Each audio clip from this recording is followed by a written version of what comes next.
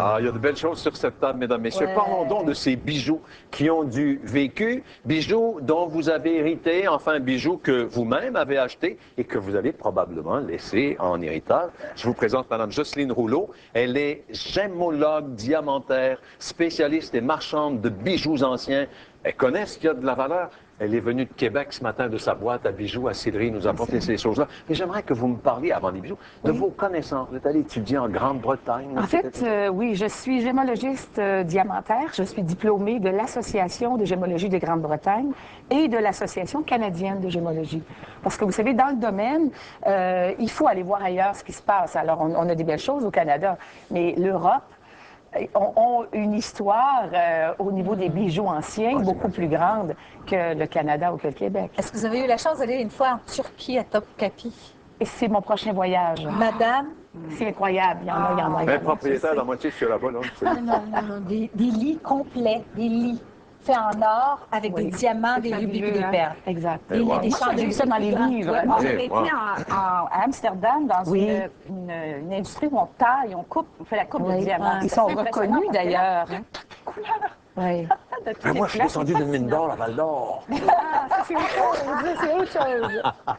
Racontez-nous ces choses-là, madame. Alors, j'ai apporté en fait quelques échantillons pour vous montrer des choses de toutes sortes d'époques. À la boîte à bijoux, on a beaucoup de bijoux à partir de 1850. Comme, regardez, celui-ci, c'est boucles d'oreilles, c'est comme de la dentelle. Alors, ça date de 1860. On a ceci qui est de 1890. Ceci, 1880. Vous allez trop vite. Je veux savoir, parce que pendant que vous dites ça, moi, je veux savoir comment vous avez retracé ça, parce que j'imagine quand vous avez un bijou, vous avez un CV du bijou. Pas de nom. Non. Ah, non. Non, ça serait bien. Vous n'avez pas le suivi de... Pas du Vous tout. pouvez pas me dire ça a appartenu au cheval de Napoléon. Non. Des fois, les gens nous racontent l'histoire, que ça appartenu à leur mère et à leur grand-mère ou à une grand-mère. Oui, mais à ce moment-là, c'est que nous, on le dit à l'acheteur et il arrive même des fois qu'on écrive l'histoire du bijou quand c'est quelque chose de très particulier pour que ça puisse suivre les générations à venir. Est-ce qu'il y a un des bijoux ici, Jocelyne, qui a une histoire particulière à raconter? Je vous dirais... vraiment, bon, ça a été pris tout simplement. Vous vous rappelez sûrement... Qu'est-ce que c'est, ça? Attendez, C'est un petit carrosse avec tout simplement des morceaux de verre. Les pierres vertes, c'est du verre. Vous vous rappelez, mesdames, des charms? Les bracelets charms qu'on portait dans les années 70. Alors, j'ai récupéré ça sur un bracelet charm. Oui, il y a des gens qui avaient des gros bracelets, 1,5 pouce de large. C'est de l'or véritable. Ah oui, c'est en or 18 carats. Et voyez-vous, on plaçait de la vitre sur de l'or 18 carats. Alors, on place des pierres synthétiques sur du platine. Il y en a eu beaucoup même pendant la Première, la Deuxième Guerre mondiale. C'est clair. Sauf que c'était comme ça à l'époque. Si on pense à ces bijoux en simple pierre du Rhin des années 50, alors c'est pas des bijoux de très, très grande valeur, mais c'est vraiment collectionné. Il y a des gens qui collectionnent qu'une compagnie comme ce bijou-là est un bijou Sherman. Mais il y a plusieurs compagnies et c'est fait au Canada, ça.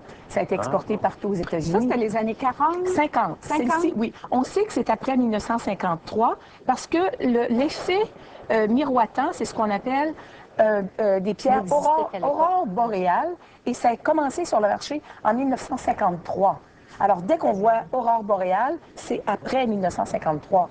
Et tout ça, j'ai étudié ça à New York lors de mes nombreux voyages d'études aux États-Unis. Votre plus belle découverte?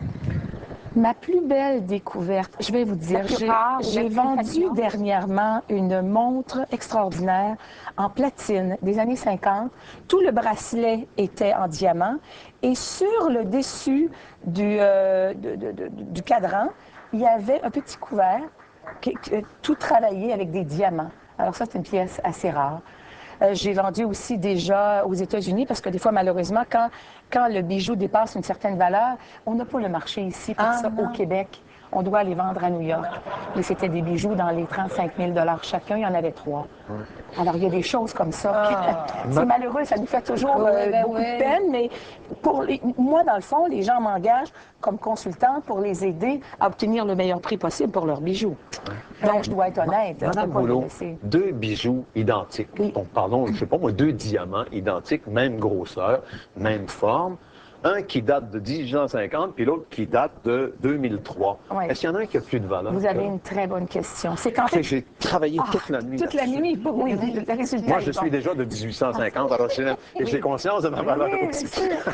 Je vous dirais que, premièrement, en 1850, la taille des diamants n'était pas la même. C'est vrai. La taille des diamants pourrait ressembler à ceci. Oui, il y avait moins de facettes. Oui, il y avait beaucoup moins de facettes. Mais c'était taillé, évidemment. On se servait, en fait... À la main? Oui, à l'époque, c'était taillé à la main. C'est pas machiné? C'est pas... Non, parce qu'en fait, il y a seulement le diamant qui taille le diamant. Alors, c'était taillé avec de la poudre à diamant. Alors, c'est comme si on use les facettes, OK? Il y a une espèce de disque. On met de la poudre à diamant là-dessus. Je vous résume ça très court, là. Et on use le diamant pour former chacune des facettes. Un diamant, aujourd'hui, est taillé vraiment de façon beaucoup plus précise. Pourquoi? Pour briller plus. Alors, et il y a aussi une question de pureté. Plus le diamant est pur, moins il y a de défauts de cristallisation, plus on peut dire qu'il a de la valeur. Ma On voit la réponse? différence. Et la couleur. Alors, probablement que le diamant d'aujourd'hui vaudrait plus. Puis le temps passé, là, ces années-là, ça Oui. compte pas, là. C'est-à-dire que oui, mais c'est une question de marché. Les gens vont être plus ouverts à acheter un bijou qui brille beaucoup plutôt Voilà. que quelque chose qui Comme brille moins. on voit la différence ici entre un diamant, et voyez-vous, qui est ancien, et celui-là qui brille beaucoup et qui est beaucoup plus moderne. Exact. Mais ça, il y a des collectionneurs pour des diamants de taille ancienne. Mais ce que je veux dire surtout aux consommateurs qui possèdent des bijoux, pendant que vous êtes en bonne santé, je recommande aux gens de voir à faire évaluer leurs bijoux, Oui, à c'est faire nettoyer, restaurer si nécessaire parce que souvent, leurs les bijoux. griffes, Oui, on perd les et pierres. à décider à l'avance qui héritera de vos bijoux. Si votre fille a toujours aimé votre collier de perles, pour elle, il aura une plus grande valeur. Parce qu'au-delà de la valeur financière, il y a toujours la valeur sentimentale. Vous me disiez tellement avant précieux. l'émission... Oui, mes parents m'ont donné cette petite broche. C'est pas des diamants, là. C'est du verre. C'est du cristal, c'est du ça. verre. Mais cette broche, ça va devenir quelque chose parce que ça va être à ma fille. bien sûr. Et Et vous En êtes dans le espérant qu'elle ait une métier... fille un jour. On vous souhaite, mais quelqu'un qui vous aime beaucoup pourra dire, elle l'a portée, je l'ai vu pendant des années porter cette broche avec beaucoup de plaisir.